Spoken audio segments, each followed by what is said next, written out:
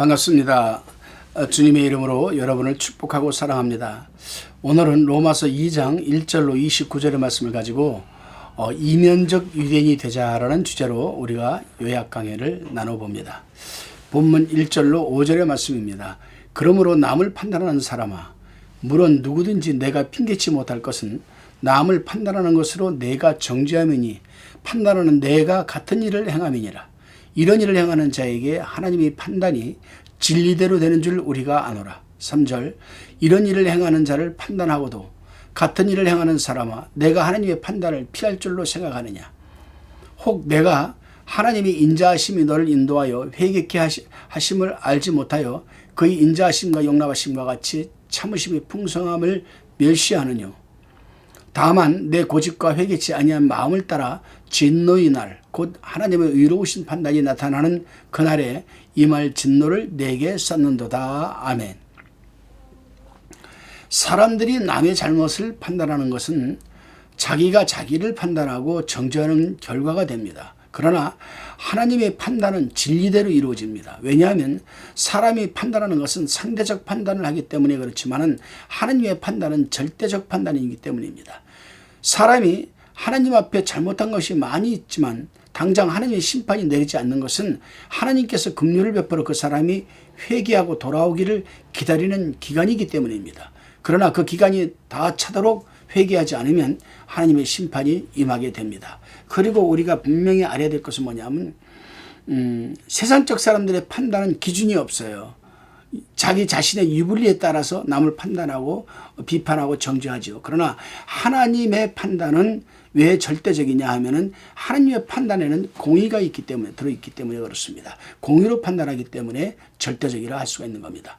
혹 성도가 진리와 양심을 거역해도 당장 하나님의 진노와 징계가 임하지 않는 경우도 있죠. 그렇다고 하여 자기 고집대로 나아가면서 회개하지 않는 것은 하나님의 진노를 점점 쌓아가는 일이 되는 것이고 마침내 하나님의 의로운 판단이 나타날 때에는 무서운 진노의 형벌이 임하는 겁니다. 다시금 본문 6절로 11절 말씀입니다. 하나님께서 각 사람에게 그 행한 대로 보응하시되 참고 선을 행하여 영광과 존귀와 썩지 아니함을 구하는 자에게는 영생으로 하시고 오직 당을 지어 진리를 쫓지 아니하고 불의를 쫓는 자에게는 노와 분으로 하시리라. 악을 행하는 각 사람의 영에게 환난과 곤고가 있으리니 첫째는 유대인에게요 또한 헬라인에게며 10절 선을 행하는 각 사람에게는 영광과 존귀와 평강이 있으리니 첫째는 유대인에게요 또한 헬라인에게로라. 이는 하나님께서 외모로 사람을 취하지 아니하심이니라. 아멘. 각 사람이 행위대로 보응하는 것이 하나님의 공의입니다. 여러분 징악상선이라는 말이 있죠. 징악상선. 악을 행하기에는 징벌을 내리고 선을 행하기에는 상을 준다. 징악상선. 이 징악상선이 하나님의 일반적인 원리이기 때문입니다. 영광과 존귀와 썩지 않을 것을 구하는 방법은 선을 행하는 겁니다. 그리고 선을 행하려면 인내가 필요합니다. 영생은 두 가지가 있습니다, 여러분. 현세적 영생과 내세적 영생입니다. 현세적 영생은 자기의 영이 날마다 새 생명으로 살아나가는 것을 말하고 내세적 영생은 장차 천국에 가서 영원히 사는 것을 말합니다. 바울은 8절에서 불의를 쫓는 자에 대해서 또 말을 하고 있습니다. 진리를 쫓지 않고 불의를 쫓는 자는 반드시 당을 지으려고 하는 습성이 있습니다. 특성이. 그 이유는 죄는 전염성이 있고 범죄자를 동조자로 필요로 하기 때문입니다. 당을 지어 불의를 쫓는 이 자들은 악을 행하는 자들로서 유대인이나 헬라인이나 차별이 없이 하나님께 벌을 받아 환난과 공고가 있게 되는데 먼저는 유대인에게 또한 헬라인에게입니다. 왜 유대인이 먼저냐? 유대인은 하나님을 먼저 알고 진리를 먼저 받았기 때문에 악을 행하며 환난과 공고와 징벌을 먼저 받게 되는 겁니다. 그러나 헬라인 즉 이방인들은 하나님도 모르고 성경 말씀도 알지 못하는 가운데 악을 행하였으므로 유대인보다 나중에 여러분 징벌을 당하게 되는 겁니다. 그러나 하나님께서는 유대인이라고 해서 더 관대하게 봐주고 헬라인이라고 해서 더 관대하게 봐주는 것은 절대로 아닙니다. 하나님께서는 각 사람의 행한 대로 갚아주십니다. 하나님은 민족, 어떤 유무식, 뭐 빈부의 차별이 없이 각 사람이 행한 대로 보응을 하시는 겁니다. 다시금 본문 12절로 16절을 우리가 살펴봅니다. 무릇 율법 없이 범죄한 자는 또한 율법 없이 망하고 무릇 율법이 있고 범죄한 자는 율법으로 말미암아 심판을 받으리라. 하나님 앞에서는 율법을 듣는 자가 의인이 아니요 오직 율법을 행하는 자라야 의롭다 하심을 얻으리니 율법 없는 이방인이 본성으로 율법의 일을 행할 때에는 이 사람은 율법이 없어도 자기가 자기에게 율법이 되나니 이런 자들은 그 양심이 증거가 되어 그 생각들이 서로 혹은 송사하며 혹은 변명하여 그 마음에 새긴 율법의 행위를 나타내느니라. 곧 내 복음에 이른 바와 같이 하나님이 예수 그리스도로 말미암아 사람들이 은밀한 것을 심판하시는 그날이라. 하나님은 공의와 진리대로 심판하심으로 율법이 있는 유대인이나 율법이 없는 이방인이나 범죄하면 다 같이 망하게 하십니다. 유대인들이 안식일마다 회당에 모여 율법책을 낭독하는 것을 들었으나 행하지는 않았습니다. 듣고도 행하지 않으면 의인이 되지 못하고 행하는 자라야 의인이 되는 겁니다.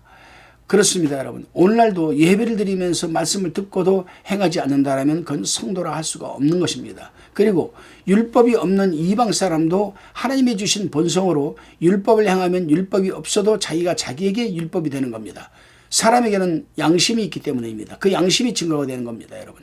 하나님의 심판대 앞에 서게 될 때에 율법대로 살지 못한 것에 대하여 양심이 증거하기 때문에 핑계치 못하게 되는 거죠. 이 세상의 양심을 지켜서 구원받을 사람은 단 한 사람도 없습니다, 여러분. 그 이유는 모든 사람이 나면서부터 영혼이 죽었고 또 원죄가 있기 때문입니다. 혹 양심을 지켜도 여러분 죽은 영혼이 살아날 수 없고 원죄를 사함 받을 수가 없습니다. 죄사함과 중생은 오직 여러분 예수 그리스도를 통한 죄사함과 구속으로만 이루어지기 때문입니다. 본문 17절로 24절입니다.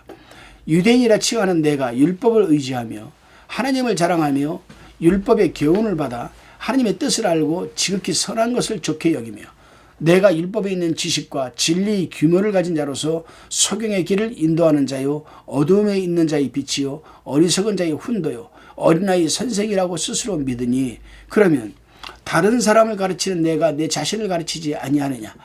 도둑질 말라 반포하는 내가 도둑질하느냐. 22절에 간음하지 말라 말하는 내가 간음하느냐. 우상을 가증히 여기는 내가 신사물건을 도둑질하느냐.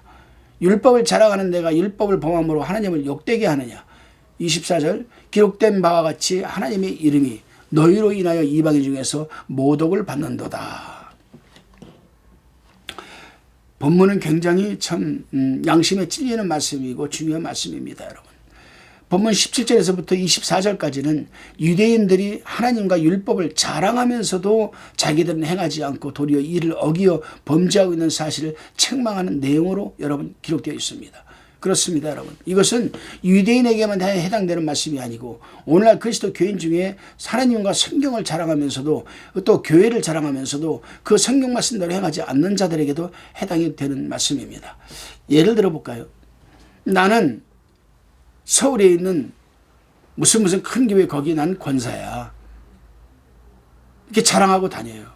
나는 성경을 한 30번 읽었어. 자랑하고 다녀요. 근데 그 사람이 살아가는 행실을 보게 되면은 안 믿는 사람보다 더 못한 행실로 살아가거든요. 이 부분을 똑같은 말씀입니다, 여러분. 이제 그 이유가 28절 29절에 표면적 유대인이 유대인이 아니요 이면적 유대인이 유대인이라고 했습니다. 그렇죠, 여러분. 겉만 번들어한 사람은 여러분 영적인 유대인이 아니고 내면이 꽉 차 있는 사람. 말씀을 듣고 순종하며 그 말씀대로 열매를 맺어가는 사람이 비로소 여러분 유대인이다. 사도 바울은 여러분 갈라디아서 6장 16절에서 이방인으로서 예수를 믿는 사람을 하나님의 이스라엘이라고 했습니다. 이스라엘이요. 믿지 않는 사람을. 세례 요한이 광야에서 복음을 전할 때 바리새인들이 부드러운 옷을 입고 자기 앞에 나오는 걸 봤어요.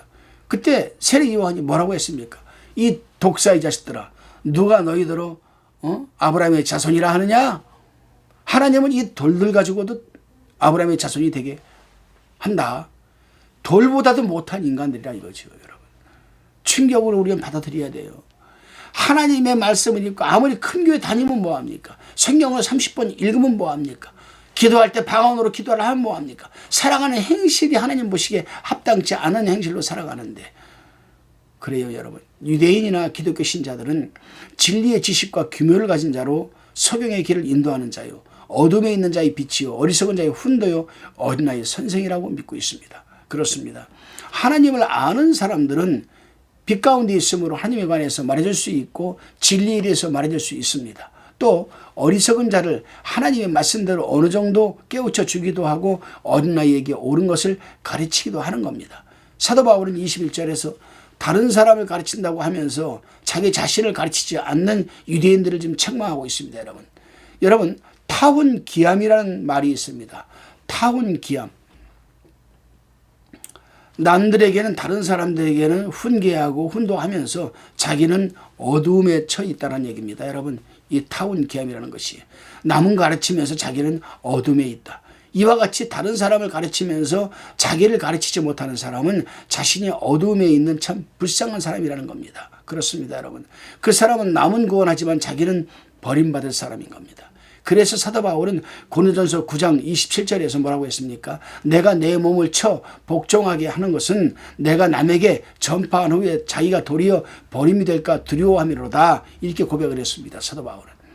이제 사도 바울은 그런 모습으로 살아가고 있는 유대인들에게 구체적으로 하나하나 지적해가면서 책망을 합니다. 도적질하지 말라 반포하는 내가 도적질하느냐? 유대인들의 종교 지도자들은 가르칠 때에 도둑질하지 말라고 가르치면서 정작 자신들이 도둑질한다는 겁니다. 그렇습니다. 주의 종들과 성도들이 들어야 할 말씀입니다. 여러분, 하나님의 것은 절대로 여러분 도둑질해서는 안 됩니다. 11조 떼먹는 것도 도둑질하는 거예요. 하나님께 드려야 할 시간을 드리지 못하는 것도 여러분 도둑질하는 거 아니겠습니까? 여러분, 간음하지 말라 하는 내가 간음하느냐? 간음하지 말라고 말하는 이 종교 지도자들이 간음을 한다는 겁니다. 간음은 여러 가지가 있죠. 육체적 간음이 있고, 여인을 보고 음욕을 품는 것이 있고, 마음이 하나님을 떠난 것이 있고, 세상과 벗대는 것이 있고, 우상을 섬기는 것, 이게 다 여러분 간음하는 겁니다. 우상을 가증히 여기는 내가 신사 물건을 도둑질하느냐? 율법을 자랑하는 내가 율법을 범함으로 하나님을 욕되게 하느냐?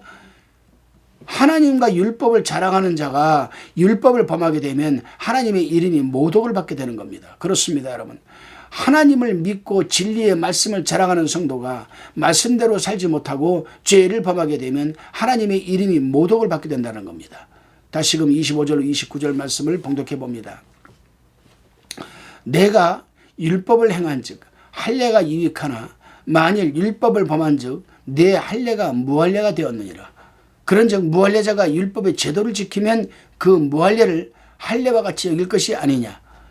또한 본래 무할례자가 율법을 온전히 지키면 의문과 할례를 가지고 율법을 범하는 너를 판단치 아니하겠느냐. 대저 표면적 유대인이 유대인이 아니요 표면적 육신의 할례가 아니라 오직 이면적 유대인이 유대인이며 할례는 마음에 할지니 신령에 있고 의문에 있지 아니한 것이라. 그 칭찬이 사람에게서가 아니요 다만 하나님에게서니라. 아멘. 할례는 이스라엘 사람들이 남자아이가 출생하면 8일째 되는 날, 오늘날처럼 그 폐피를 잘라내는 것, 즉 포경수술을 해주는 종교 의식을 말합니다. 그래서 할례 의식은 다음과 같은 뜻이 있습니다. 할례를 행하는 이유는, 그 뜻은 첫째, 정욕을 제거한다. 에레미야 4장 4절 참고하시기 바랍니다. 두 번째로 하나님의 백성된 표다. 창세기 17장 14절입니다. 세 번째로 하나님의 약속에 참여한다는 그런 표식을 하는 겁니다. 창세기 17장 13절입니다. 그러나 유대인들은 육신적 할례의 참 뜻을 알지 못하고 있었습니다.